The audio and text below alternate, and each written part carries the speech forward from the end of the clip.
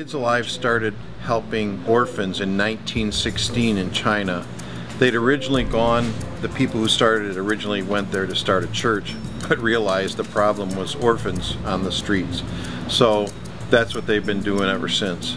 But in addition to that, they have started schools in Dominican Republic, as well as a medical clinic and a dental clinic, offering things that the people there don't have unless you have a lot of money.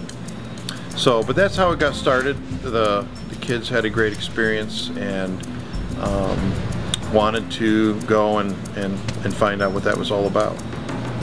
The experience there is a lot different. The kids, they all have their own stories, and it's just crazy. You go through like the slums and you see all the places these kids have been and what they've been through. It's just heartbreaking to see that. You see poor people, you go through Chicago, you see homeless people ask for money all the time. It's just, there's a lot more poverty, and the poverty they live in, they don't have as much available services as they do in the United States. If they don't have a meal, they don't get to go to a homeless shelter.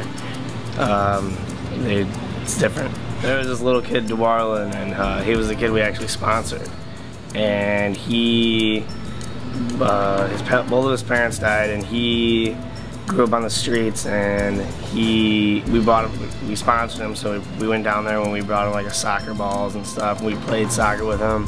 And actually when we got there, we found out he is a little bit autistic, and he was the coolest kid ever. I was playing with like little toys with him when he came over to the house for dinner.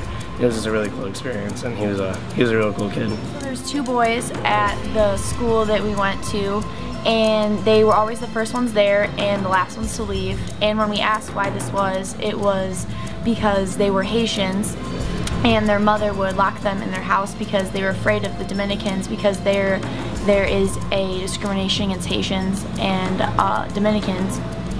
So they never got to go outside and play, so they loved the school as a place for them to run around. And the little boy that I decided to sponsor was Dolby, and he always had a little pair of cowboy boots.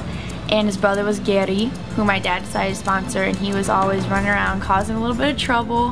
He got the power drill one time, but we got to go visit their home, and it was a little heartbreaking to see like how it kind of felt almost like a prison, just because everything was so dark and it just made you feel like you were trapped. But it was great to see a place like that Kids Alive had built for them to go and like have a safe place to play. The kids there, we noticed, they would listen to us, and also they had so much less than the kids here do, but they were also so much more full of joy. Like, they didn't need technology or video games or TV. They would all play with a ball, like the simplest toy. They would make toys out of things like buckets, and they would make things into games. And it was just amazing how like we all noticed that they were so respectful and full of joy, even though they had nothing compared to the kids here, even the ones without homes. So that was just really cool to see how joyful they were.